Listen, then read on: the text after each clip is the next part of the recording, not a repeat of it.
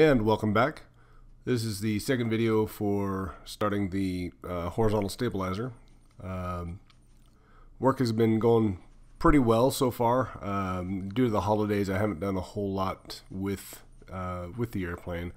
I'm actually still waiting on a part to arrive, and because of the holidays, it's a little bit longer delivery period than normal. I think normally it takes about 3 days to get a part from Vans here in Arizona.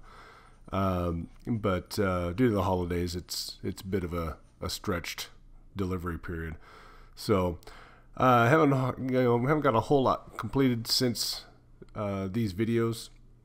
I think right now I've got the rear spar completed and assembled anyway, and primed, and then the forward spar I've gotten as far as I can on that while missing one of the pieces, one of the caps, and the next step will be to put the cap on and match drill and whatnot, and then start putting on the ribs, the nose ribs that go on the forward end of the forward spar, and then start putting into the skins and attaching everything. So I'm kind of at a hold point until I get that missing piece. So there you saw me tape off the portions that the instructions tell you not to rivet or match drill or anything like that, and just a reminder to myself not to mess with those particular holes.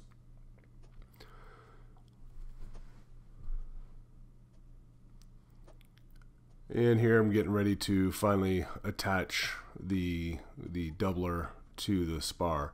Now you notice I haven't primered these pieces yet. These particular pieces, I went ahead and just decided to attach everything, and then once I got it all assembled, I ended up primering the whole thing after it was assembled. I don't think it's going to make that much of a difference as far as if I have primer under the doubler, between the doubler and the spar itself or not. So I'm not too worried about it. Like I said, I'm more concerned on the contact points between the skins and the ribs and whatnot themselves.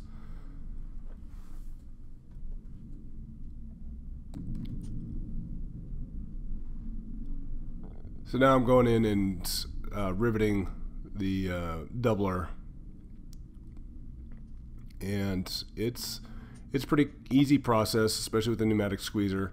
Again, once you realize how to use it properly and set the gap distance correctly so that it actually will set the rivets, the squeezer is pretty quick. It makes quick work of the entire process here. Just to make sure that you have everything set on it, and then the big thing is to make sure you have the manufactured head of the rivet flush with the material before you squeeze it, and then just verifying that it's set properly using your rivet gauge. So it's a pretty good process going through the whole thing.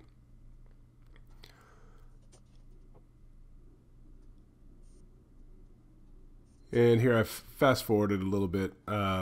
I'm trying to cut these videos down. Like I said, I want to try to keep them around 10 minutes or so, and so if I find that there's a long time spent on doing the same process and no educational value or entertainment value is in that process, so I'll edit it out and try to minimize the length of these videos, but also to get I want to try to get as much detail as I can in these.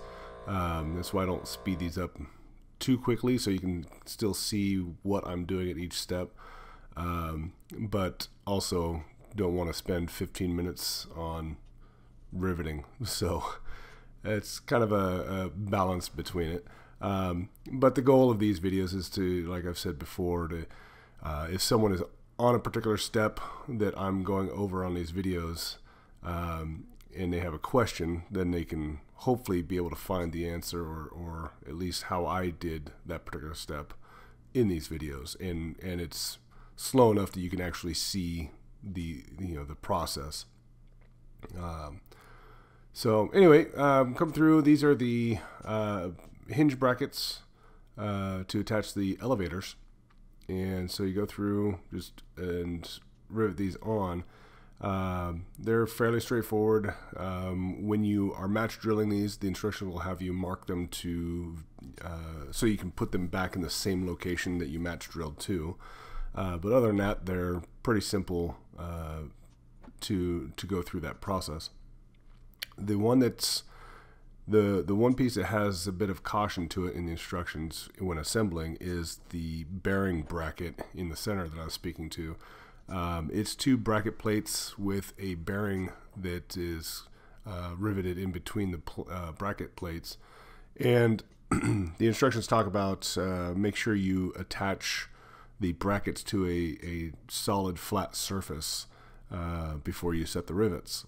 And my first attempt, I clamped the brackets to the tabletop there and riveted everything together, but somewhere in the process of riveting the piece together, it must have moved the brackets just enough. When I was complete and I put it back on a solid surface, it rocked and it had a wobble to it, so the plates weren't exactly parallel with each other, and so I had to take it apart and redo it. And when I redid it, I attached to the back riveting plate that I have, set that on the table, and then set the brackets on that, and then clamped it all together and redid the rivets, and it worked the second time. So just make sure that you have a good solid surface that's not warped, and when you rivet those together, verify after you're done that they're a solid piece and that the 2 brackets are flush with each other, and that it doesn't rock.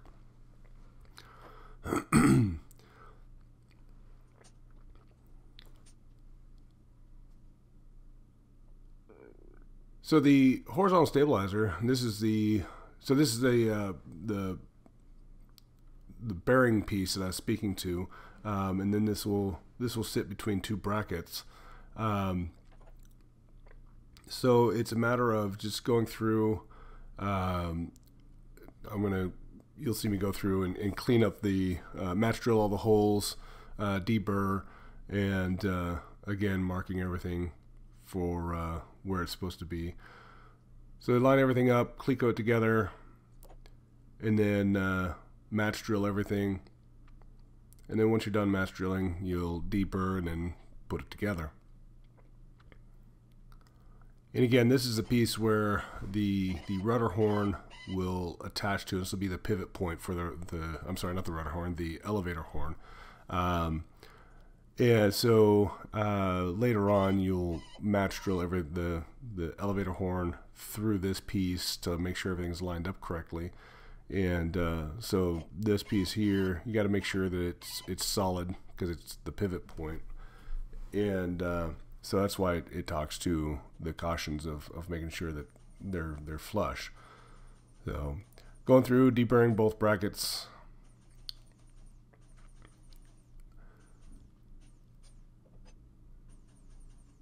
And then the bearing plate itself, and then assemble everything together, cleco it.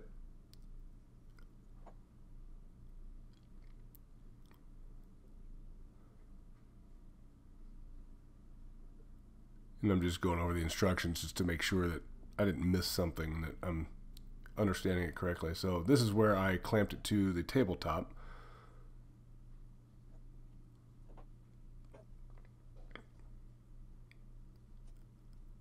And then riveted everything together. So like I said, this was my first attempt.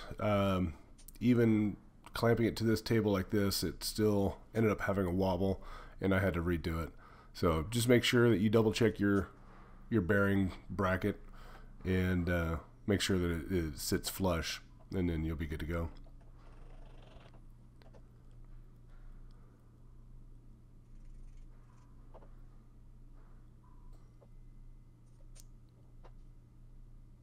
And going through putting in the rivets. Some of them didn't want to sit all the way flush. That probably should have been my first indication that they weren't lined up correctly and that the brackets weren't lined up the way they should have been. But I was just using the bucking bar to kind of tap it in completely. It just wouldn't sit all the way flush. So anyway, I'm going to go ahead and let this video run out, and we'll see you on the next time around. Again, for those that continue to watch these videos, I appreciate it. And if you can, hit that like button for me. We'll see you next time.